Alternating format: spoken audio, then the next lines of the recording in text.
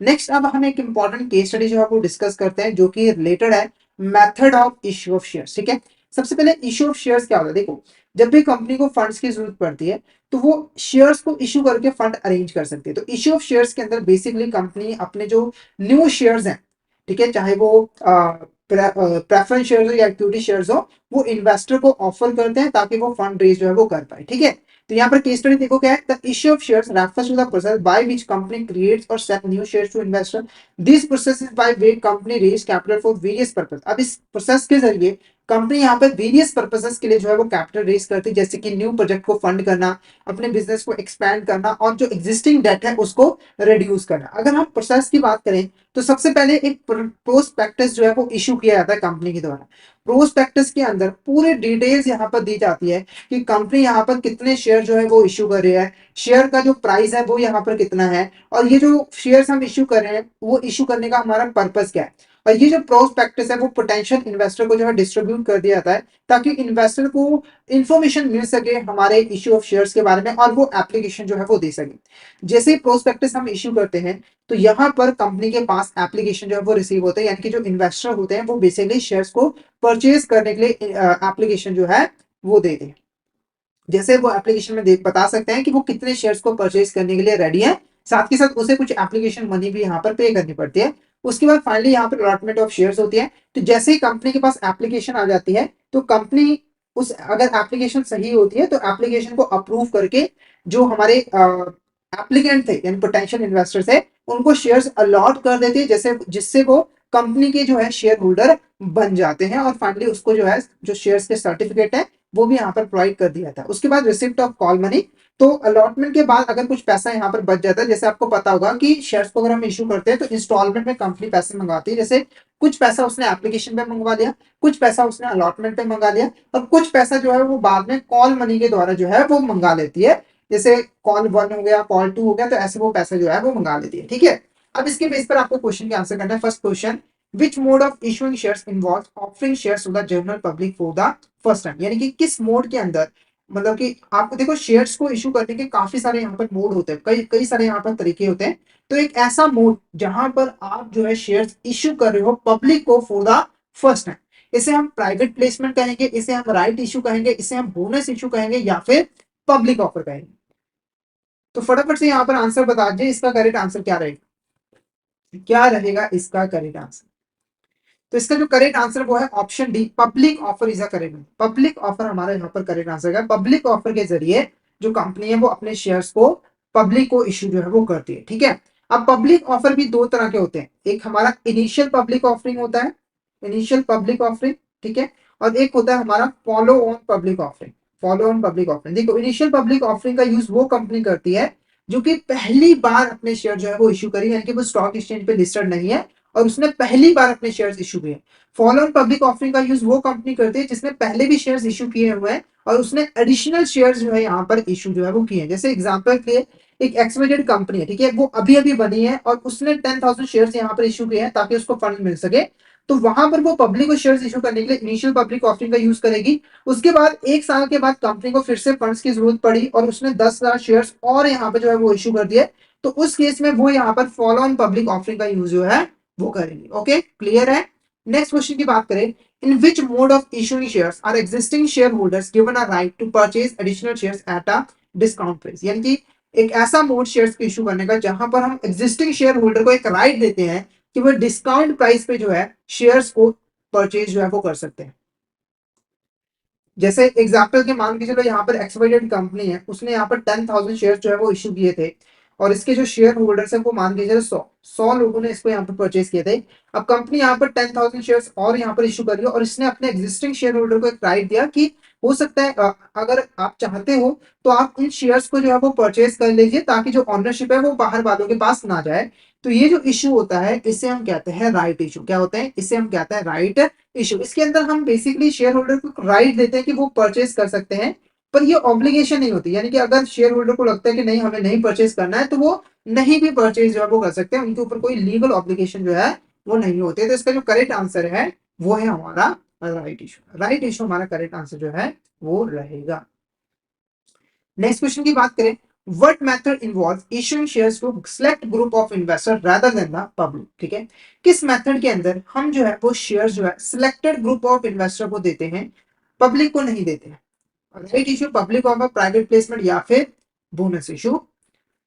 जैसे हमारी जो प्राइवेट कंपनीज है वो अपने शेयर्स को पब्लिक को इशू नहीं करती, बल्कि वो क्या करती है, प्राइवेटली कुछ लोगों को सिलेक्ट करती है और उनको एक साथ जो है वो शेयर्स दे देती है। तो इस तरह का जो शेयर्स को इशू किया जाता है इसे हम क्या कहेंगे?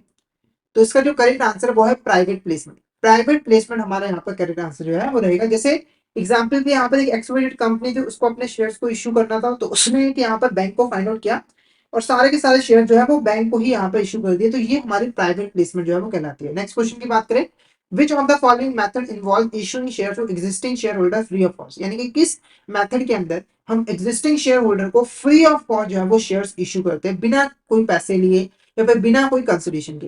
Private placement, public offer, bonus issue या फिर राइट इशू? तो लगभग आपने प्राइवेट प्लेसमेंट भी समझ लिया, पब्लिक ऑफर भी समझ लिया, राइट इशू भी समझ लिया। तो हमारा जो करेक्ट आंसर रहेगा वो बोनस इशू रहेगा। Bonus issue is correct answer.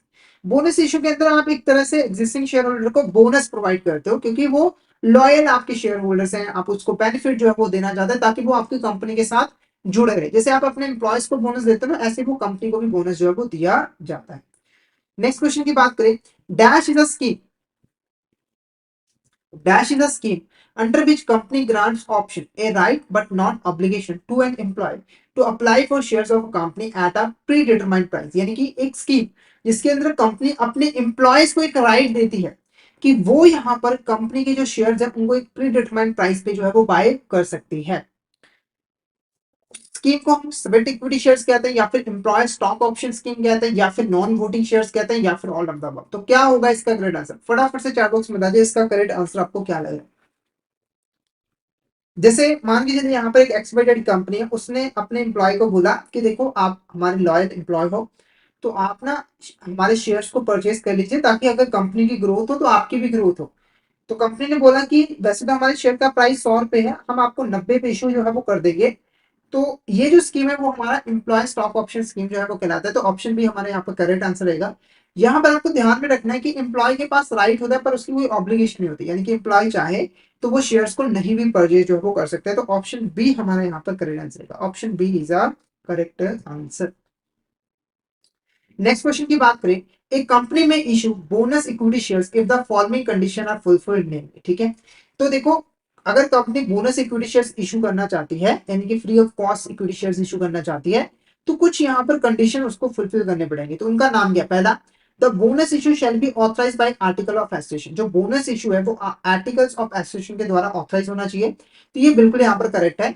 Article of association जो है एक इंपॉर्टेंट डॉक्यूमेंट होता है यहाँ पर कंपनी का। ओके, नेक्स्ट देखो क्या था, issue of bonus share shall be previously authorised in the general meeting of company. तो ये भी करेक्ट है। जो इश्यू ऑफ बोनस शेयर्स है वो कंपनी की जो जनरल मीटिंग है वहां पर ऑथराइज जो है वो होना चाहिए। तो ये बिल्कुल करेक्ट है।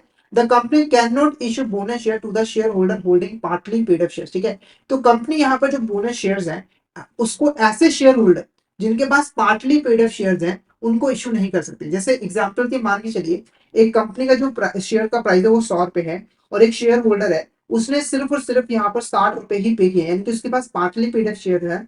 तो उस केस में कंपनी उसको बोनस शेयर जो है वो इशू नहीं कर सकती। ठीक है, उसके बाद the company has not defaulted in payment of interest and principal. तो ये भी हमारा करेक्ट है कि कंपनी ने किसी भी तरह का डिफॉल्ट नहीं किया होता है, क्योंकि देखो नॉर्मली बोनस इशू के अंदर फ्री ऑफ कॉस्ट कंपनी दे रही है।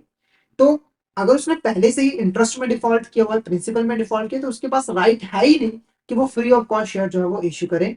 तो ये सारी की सारी जो कंडीशंस है वो फुलफिल करनी पड़ती है, यानी कि आर्टिकल ऑफ एसोसिएशन के अंदर परमिशन होनी चाहिए, जनरल मीटिंग के अंदर जो है वो अप्रूव हुआ होना चाहिए, जो शेयर्स है वो फुली पेड होने चाहिए, और इंटरेस्ट और प्रिंसिपल में किसी भी तरह का डिफॉल्ट जो है वो नहीं होना चाहिए। नेक्स्ट क्वेश्चन की बात करें, which of the following is not a characteristics of non voting share. इसमें से कौन सा हमारे यहाँ पर कैरेक्टरिस्टिक्स नहीं होता है नॉन वोटिंग शेयर्स का? नॉन वोटिंग शेयर्स क्या होता है? नॉर्मली देखो हमारे जो इक्विटी शेयर्स होते हैं उसके साथ आपको जो है वोटिंग राइट्स मिलते हैं, यानी कि आप कंपनी के इंपॉर्टेंट मामले में वोटिंग कर सकते हो।